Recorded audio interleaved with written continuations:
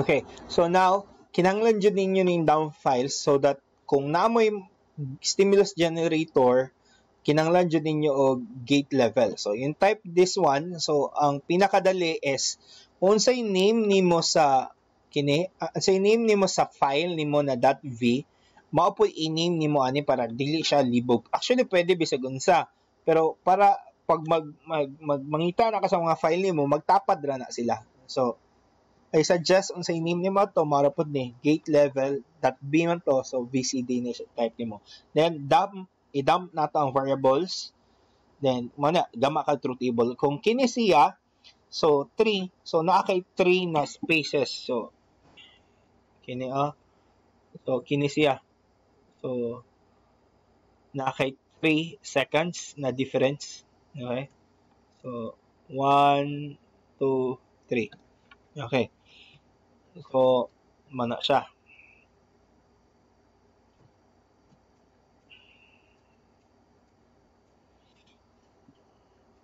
So, after that, gama ka truth table, then $sign finish. So, I assume you already know how to make truth table, ha?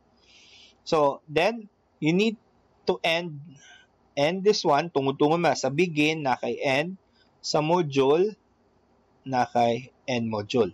So, next that one, gama na po kag another module. So, kini siya para truth table, kini siya para kining truth table ipangsaksak niya aning pangsalangsang niya aning mga input ani kini sila.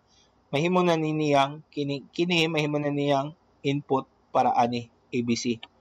Kining mga 0 masud ani, kini 0 ana. Kining test bench. So, kabanikod mo, nako stimulus generator, nako test bench. So, gate level lang gyapon kung unsay name sa ako ang circuit, gate level.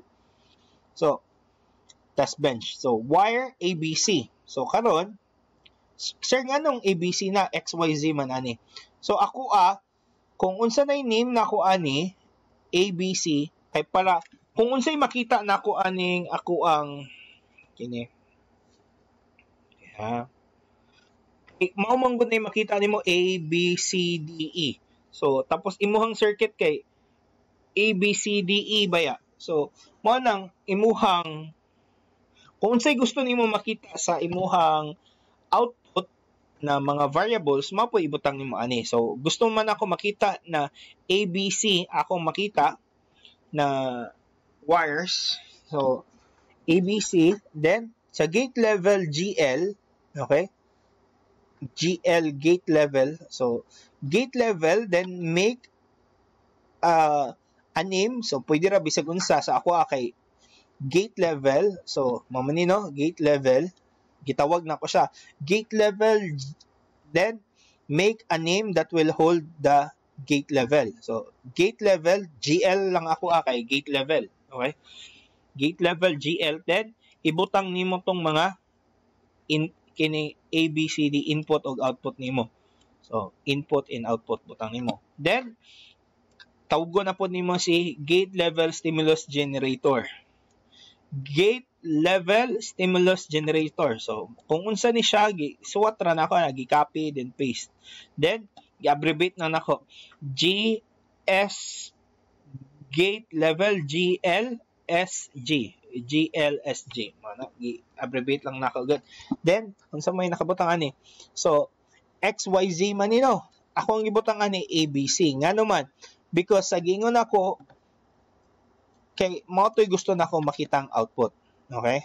So, mo toy gusto nako makitang output later on sa ako ang kini ABC. So, that is the code. We will run it. So, let's try. Okay? So, I prepared actually a code already. So, gama naman na ako. So, ako pa makita na. Okay. So, this one, obviously, I will save as this one. I will look for Verilog file. Then, ngan na ako gate level. Okay, mani siya. So, save. Okay. After that, I will go to my command prompt. Kung command prompt, dapat tawag ani, kining administrator. May ilaman na, select administrator. So, kung ako ang pag-start pa is nasa system 32, wala pa ako sa iVerilog, so mag-cd ko. But since nagrun naman tadaan sa ato ang hello world, nanako daan sa ato ang directory na iVerilog lesson. So kini ha, i-save na ko ni, save as sa ako ang iVerilog, then lesson na folder, then Verilog file, then save. Okay? So, para makita nimo. Kay kung di na siya makita to, so, dili, pag-execute nimo ani, dili siya ma-read. So, again, kung say type iVerilog -o, then, gate level to, no? So, gate level space gate tab. Okay. Ana, so, gikuha na ako si .v. Enter. No, so since walay error, I could run my BBP so that masud si test bench kini simulus generator sa kining truth table atong gate level BCD. So tawgon ako na kana siya BBP, then kining nima, kini kana gate level. So gate level, enter. So karon na-dump na daw akong files sa gate level BCD. So ni-appear siya, no. So karon mag-GTK wave na ko para makita na ko ako ang output. So kini ang nadugang GTK wave. Okay? So wave signal. So GTK, so mao na siya katong gigamit nato, gi-install nato environment. So GTK wave space kining gate level BCD. Okay?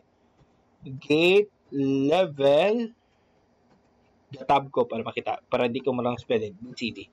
So karon mo gawas na siya. So pagawas niya, tupluka ning naaning SST. Ini tupluka. So manggawas ni sila. Mao na ni karon si wire ABC, then output nato na DNE. So karon, let's check. So, tuplok ka si A para masud ani, then append or insert. So, insert B, pwede na pud append. Then C, isod na to, insert. So, after that, you could now see, since, di ba, ABC is the input and DNE is the output, we could look at the circuit. So, check na to, whether correct ba ang output. Where's the PowerPoint presentation?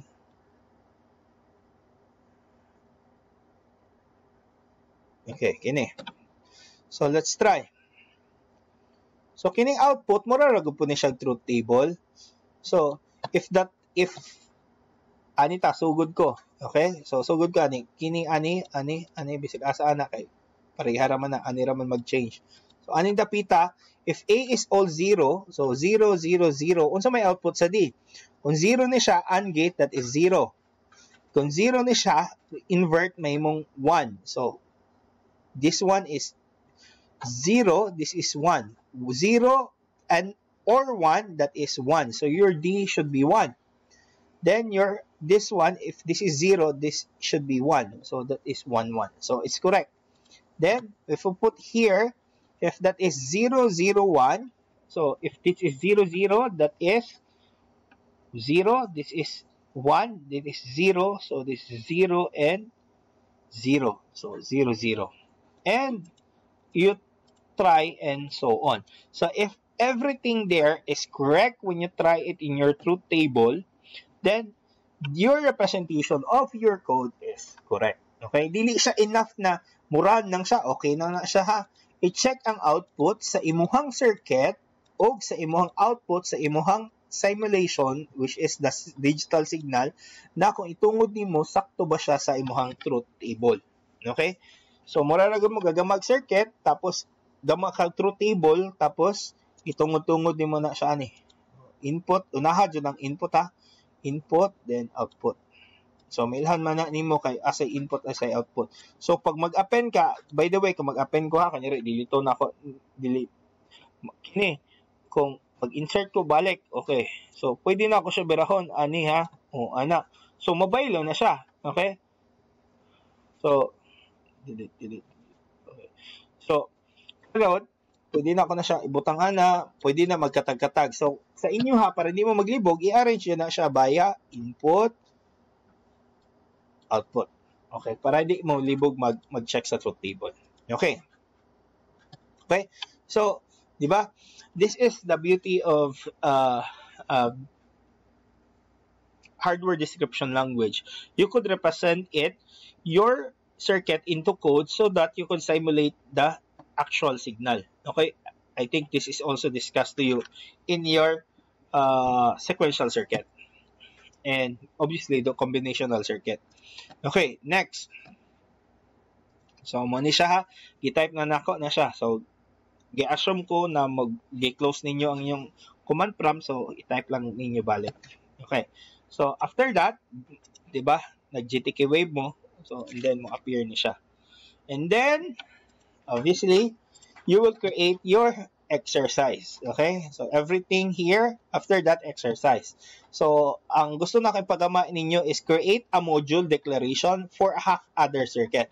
So, I assume you know what is a half-adder. Okay? Na-discuss na ninyo what is a half-adder. So, kung dili pa, half-adder is just like katong 1 plus 1, di ba? 0 plus 0. Okay, karon, di ba? Half-adder na kay sum, na kay carry. Okay. So, remember your operations. So, binary operation. 0 plus 0. Answer is 0. So, wala kay carry. So, 0, 0 ni siya. 0 plus 1, that is 1. Answer is 1. Wala kay i-carry. Diba? 1 plus 0, that is 1. Carry 0. 1 plus 1, that is 1. Carry 1. Diba? 1 plus 1, 0 carry 1. Sorry. 1 plus 1, that is 0 carry 1. Okay. So, karon na naman kay, di ba, makagama man kag, since ang output nimo na C og si carry ug si sum na naman kay, na naman kay truth table, so makagama kag circuit from the truth table. Di ba? I assume na discuss po na ninyo, from a truth table, makagama mo og inyuhang circuit. Or you could use, you could just use K-map, di ba? 2 variable map raman eh. So, makagama kag circuit sa C, makagama kag circuit sa sum, sa C o sa S. After that, i-draw ninyo siya, mura siya ingani. Okay? I-draw ninyo, na kay sum, na kay carry, na kay input ani nga X o Y. So, na kay X o Y, tapos na kay circuit na magama ani. Gikan sa truth table na result ani. So, na kay magama, pagkaman, i-represent siya mura siya ingani.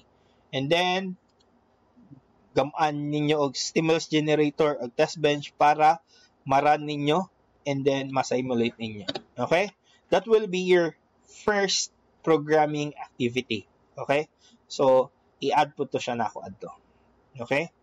Sige.